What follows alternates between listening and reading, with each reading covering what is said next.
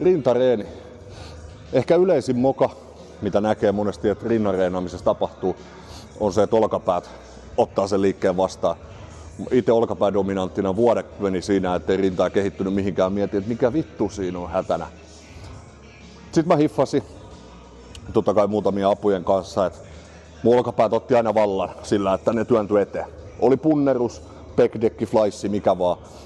Niin tää kannattaa jokaisen, jolla on rinnankaan vaikeuksia, niin katsoa niinku itse se tekniikka sillä lailla, että kun sä meet, otetaan vaikka punneruslaite.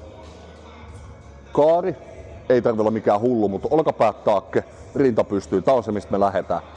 Rinta pidetään koko ajan pystyssä ja kuvitellaan, ettei vaan työnnetä sitä painoa eteenpäin tai punnereta ylöspäin, jos me ollaan selällään, vaan me tuodaan käsiä lähemmäs toisia. Eli ei vaan työnnetä, vaan lähennetään niitä toisia. Joillekin se voi auttaa, että ajattelee, että hauikset supistetaan rintaa vasten. Tai mitä sit ikinä muuten on helppo hiffaa vaan omassa päässään. Mutta tärkeimmät pointit on ne, että rinta pystyssä, olkapäät takana, pidetään ne siellä.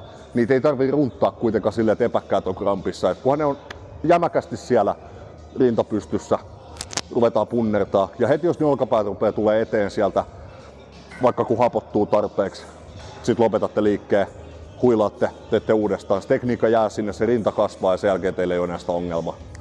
Pistäkää testi.